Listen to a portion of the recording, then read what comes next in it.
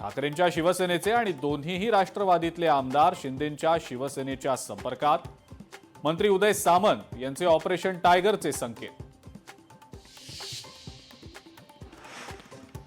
E vehicles करता येत्या 8 दिवसात पूर्णतः टोल माफी करावी. प्रश्नोत्तराच्या तासादरम्यान विधानसभा अध्यक्षांचे निर्देश.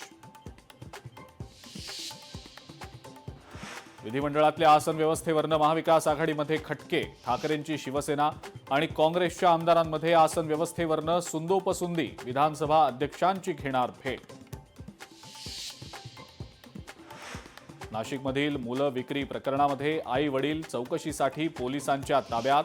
मुलं विक्री केली नाहीत तर दत्तक दिली. मुलांच्या आईकडून चौकशी दरम्यान खुलासा.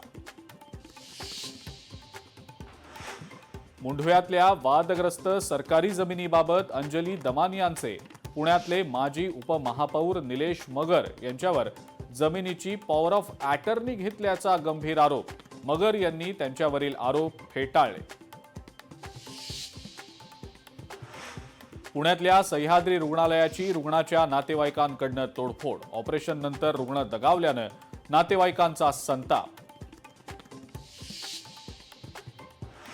घायवळ टोळीतल्या सदस्यांना शस्त्र परवाना. एजंट निलेश फाटकनं 15 जणांना दिला परवाना. बनावट कागदपत्रांद्वारे परवाना दिल्याची धक्कादायक बाब समोर. 13,000 कोटींच्या कथित पंजाब नॅशनल बँक घोटाळा प्रकरणी हिरे व्यापारी मेहुल चोक्सीला बेल्जियम कोर्टाचा दणका. कोर्ट ऑफ कॅसेशननं प्रत्यार्पणाविरोधातील चोक्सीची याचिका फेटाळली. आणि बारामती आणि पुण्यात 5 ठिकाणी ईडीची छापेमारी. गुंतवणूकदारांनी 108 कोटींच्या फसवणूक प्रकरणी ईडीची कारवाई. आनंद लोखंडेवर गुन्हा दाखल.